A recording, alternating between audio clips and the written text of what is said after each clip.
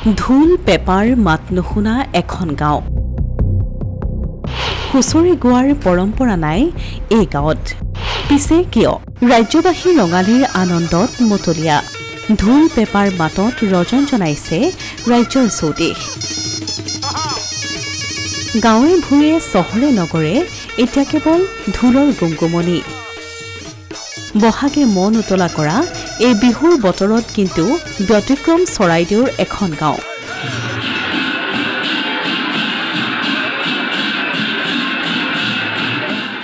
চৰাইদেউ জিলাৰ লাকুৱা ভকত ভাজনী গাঁৱত শুনিবলৈ পোৱা নাই ঢোল পেপাৰ মাত বহাগ বিহুত এই গাঁৱত ঢোল পেপা নাবাজে এয়া গাঁওখনৰ পূৰ্বৰে পৰা চলি অহা পৰম্পৰা আহোম ৰজাৰ দিনৰে পৰা শ শ বছৰ ধৰি গাঁওখনত বজা নাই ঢোল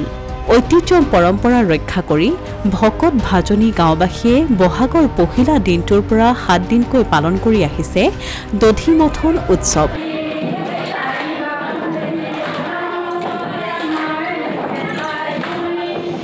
প্ৰায় 100 পৰিয়াল বাস কৰা এই গাঁওখনৰ ৰাইজ একত্ৰিত হৈ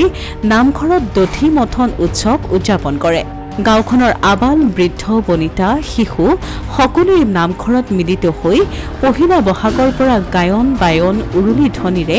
মংগল কামনা কৰে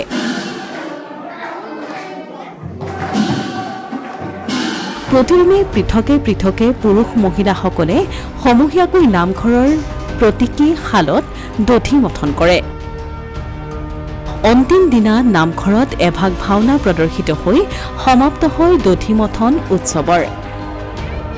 এইবাৰো ব্যতিক্ৰম নহয় এই পৰম্পৰা এইবাৰো আয়োজন কৰা হ'ল দধিমথন উৎসৱ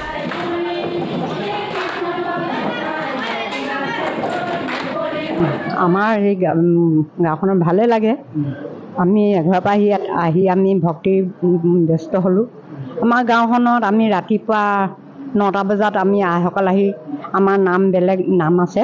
লালি নাম আমি গাওঁ তাৰ পাছতে আকৌ ভকত আহি আকৌ ভকতে নাম লয়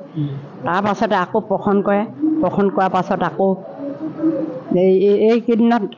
আকৌ দধি মঠিব দধি মঠাৰ পাছত আকৌ আশা কৰিব লোৱা অসমীয়া প্ৰতিদিন ডিজিটেল সংবাদ চৰাইদেউ